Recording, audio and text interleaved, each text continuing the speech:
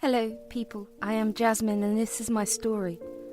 I will be sharing an event with my soon-to-be ex-husband and mother-in-law. The betrayal and lies are still haunting me, so I thought I should get it off my chest. I have seen multiple posts about people dealing with horrible mothers-in-law and their equally bad sons. I had to face something similar. When I married my husband, Tom, I had no idea he was a big mama's boy. His mother, Vera, was extremely close to him. From his childhood, he has been taught that his mother comes first. I have no problem with him being a mama's boy. However, sometimes Vera's hold over him also suffocated me. After Tom married me, he always said, "Even if you are my wife, my mum is still a priority for me. I hope you understand that, Jasmine. I don't want you to think otherwise." I know that, Tom. As long as you respect and value me as well, I have no problems with your closeness to Vera. You are her son after all. Thank you for understanding, Jasmine. I hope we won't have problems with this in the future. Tom was not joking when he said that Vera was his priority. As the years progressed, it became clear that Vera held an even higher position than me.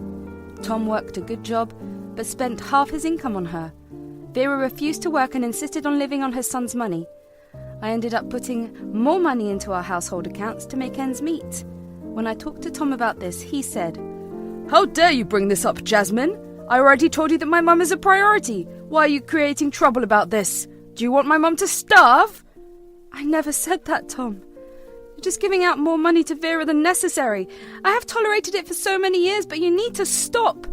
That will never happen. I have responsibility towards her, and I will send her whatever money I please. Stay out of this. All this while, I knew that I was fighting a losing battle. We had multiple fights about Vera.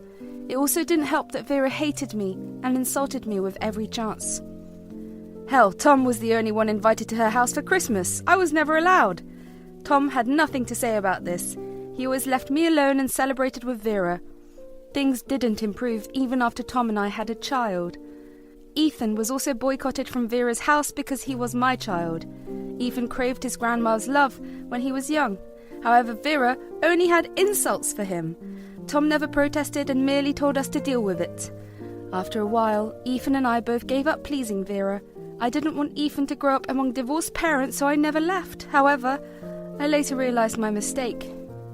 You see, Tom suddenly left his job when Ethan was about 12 years old. He sat me down one day and said, "I have quit my job, Jasmine. Today was my last day. I've been thinking about leaving for a while. I think it's time." What? Why didn't you discuss this with me? Do you have any jobs lined up? No, I won't be returning to work anytime soon. I feel burnt out and need some rest. You earn enough to support us, so that won't be an issue. By the way, I hope you know that Mum will be moving in with us. You need to take care of her as well. It'll be easier if we don't pay her rent. You own this house, so you can let her stay here for free. Who the hell gave you this idea, Tom? Your mum is your responsibility. I want nothing to do with her. That woman literally hates me and Ethan. Why do you think I will house her and feed her for free? She is my mum and your family. You are bound to help her out. I don't want any excuses. Tom and I had multiple fights about this issue. When he finally understood that I won't relent, he stopped asking. Since our house was my inherited property, he couldn't force me to house Vera. Since Tom stopped asking about taking in Vera, I thought he finally got the point. Turns out he was just plotting against me. One day, Tom came back to our house with Vera in a wheelchair. He was gone for a week to Vera's place because he wanted to spend time with her, but I didn't hear from him during the entire time. When he finally showed up, he brought a wheelchair-bound Vera to the house. I let them in, looking confused like hell. Then Tom and Vera told me something shocking. "Jasmine, I am sure you are wondering what happened. Sorry I couldn't reach out to you sooner. Mum got into an accident. I accidentally hit her with my truck when I was pulling into the garage. Unfortunately, she has suffered a lot and has been paralyzed." Oh my God, are you serious? Vera is paralyzed? Yes, Jasmine. It was an unfortunate incident, but I ended up paying dearly for it. Now I don't know how I can stay alone. Jasmine, since I was the one who caused her to be paralyzed, I have been feeling very guilty about this. Will you mind if she stays here? You know I can't support her right now, and I don't know what to do. I have lots of medical bills due, Jasmine. My son can't do anything for me. If I go for insurance, I would have to file a report against Tom. You know I can't do that. Hearing everything made me both angry and sad at the same time. I was angry at Tom for just springing this on me and being careless. I was also sad for Vera because while I am not made of stone, I understood that I had no choice but to help them out. I thought that it would make us come closer as a family, so I gave Tom some money from my savings to clear Vera's medical debts. I also took her in and let her stay with me. Well, all my hopes for reconciliation came crashing down soon. Vera never changed her mind about me, even after I helped her out. Instead, she and Tom ganged up on me and made my life a living hell. They berated me constantly for being lazy and useless. I was working 40 hours a week trying to keep our finances together. Meanwhile, Tom and Vera did nothing to help. When I asked for help, they said, "How can you ask me for help, Jasmine? I'm a poor disabled woman. I can't do anything for you." I'm not asking for you to help. Vera, I'm simply telling you to stop littering everything. I'm getting tired of constantly picking after you. You won't even use the dustbin beside your bed. Stop attacking my mum, Jasmine. You know she can't move. How dare you tell her to adjust? Why don't you help me out, Tom? You're here all day. I could use some help around the house. I can't keep up with everything after working for so many hours. I have to take care of Mum all day. I don't have time for your chores. Those are your responsibilities, not mine. Make Ethan work with you.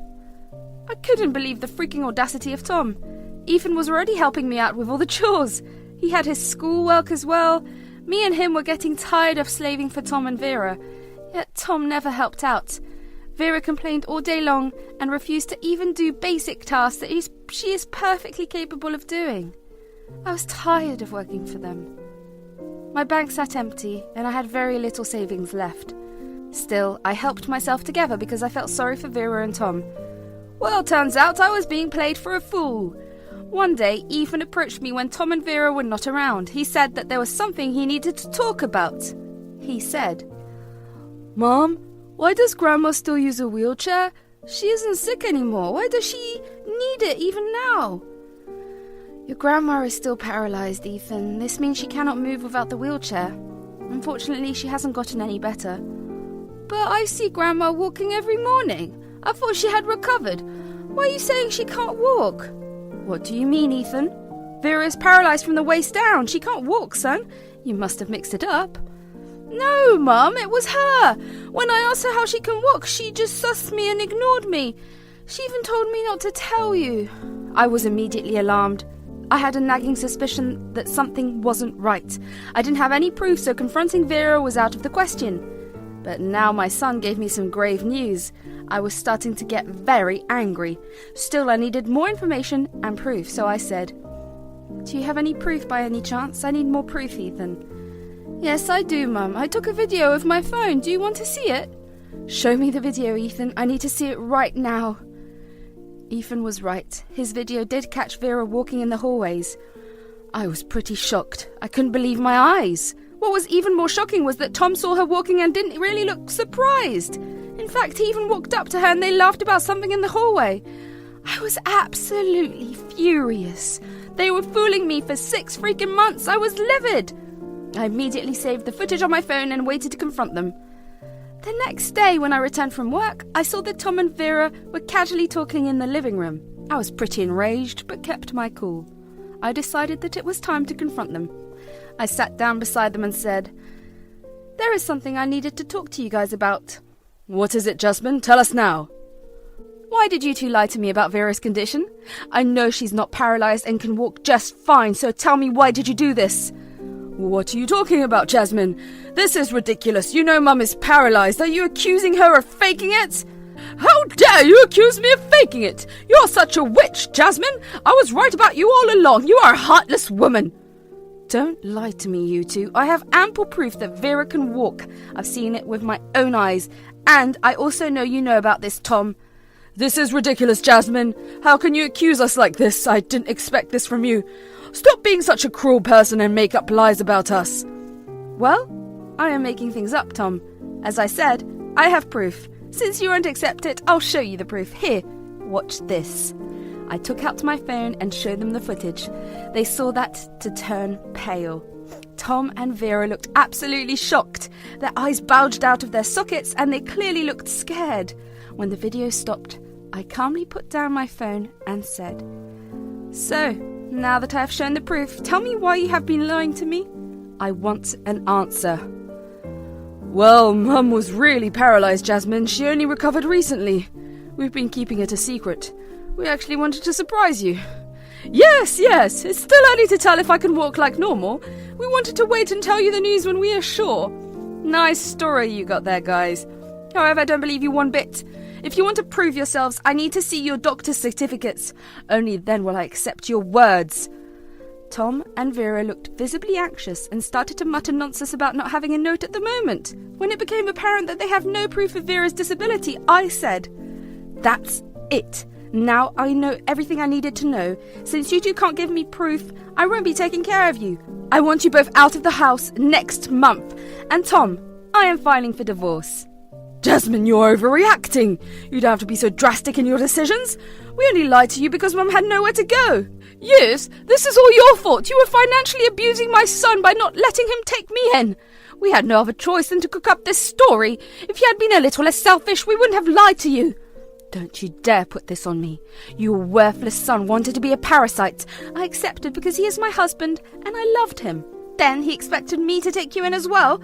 You are not entitled to my money. You had no right to exploit me like this. Vera and Tom turned on me and started to call me names. They kept insisting that it was all my fault and they don't deserve to be kicked out. Tom also said that he is entitled to my money and so is his mother. All that talk made my blood boil. By the time they were done, I had already made my decisions. I said, "Enough is enough. I heard everything that I needed to hear. I thought I would kick Vera out and file for separation with you, Tom, but now I am going for a divorce. You have no right to be my husband. I won't stay with you anymore, and don't even think about taking Ethan. He will stay with me." You can't divorce me, Jasmine. If you leave me, you will have to give me alimony. I will also get half of your savings. I'll keep Ethan and take child support from you. That will teach you a lesson. You have some wild imagination, Tom.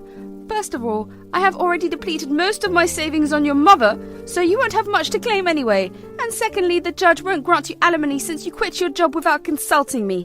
I'll just say that I recorded our entire conversation, so the judge will know you want Ethan's custody only for child support. No, that can't happen. I'll make sure I bleed you dry. Me and Mum didn't go through so much drama for nothing. I will take your money, you just wait. Tom and Vera kept blowing up at me and threatening me with things. They were so stupid that they forgot the part where I said I was recording everything. From all the stories I heard, I knew that recording conversations can be pretty helpful in court cases. So, I made sure I recorded and documented everything. After some time, I left them to go to my room. The next day, Tom and Vera tried to act like nothing happened. They actually began to act very sweet towards me, and Tom tried to hug me in the morning. I ignored them and went about my way. I did meet with 2 lawyers for divorce and eviction. After finalizing everything, I went home. Vera, for some odd reason, still used the wheelchair in front of me. Tom also continued the charade, hoping that I will be fooled again. I sent Ethan to my sister's house so that Tom couldn't scare him from revealing the truth. I was pretty concerned for the safety of my child. I stayed back because the house is mine and I didn't want them to ruin it.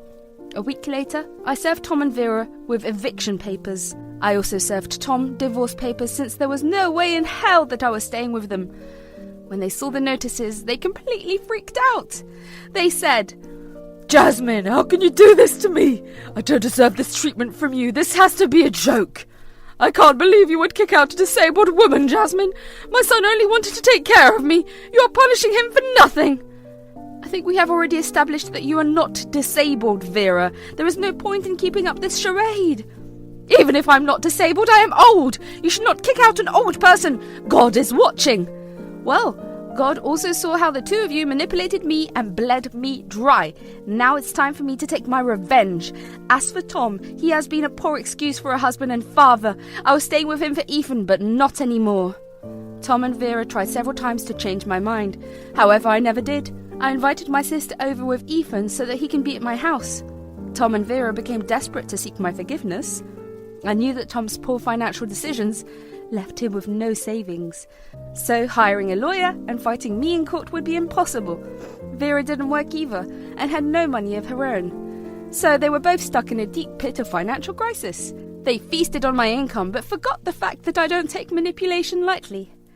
Ethan was a teen, but he was smart enough to figure out what was going on in our house. He started to keep his distance from Tom and Vera. The fact that Ethan and Vera kept shouting at him also didn't help. They said, "You little crap! This is all your fault! I told you to keep your mouth shut!" "Does it feel good to have your dad kicked out, Ethan? Is this making you very happy? Dad and Grandma will be out on the streets while you stay comfortable with your mum. How does that make you feel?" "I'm sorry, Dad. I didn't want to keep Mum in the dark, so I told her everything. I didn't know that she would leave you."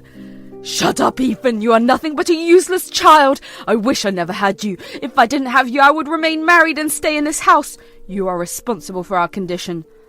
"Stop this right now. You have some audacity to scold and berate Ethan when he did the right thing. How can you speak to your child like that?" I was fuming at Tom and Vera's behaviour towards Ethan. It scared the living hell out of him. It broke my heart to see him so scared. I threatened Tom and Vera to call the cops if they kept verbally and emotionally abusing Ethan. That shut them up real quick. Later, these incidents actually helped me to get full custody of Ethan. Once the month came to an end, I promptly kicked out Tom and Vera.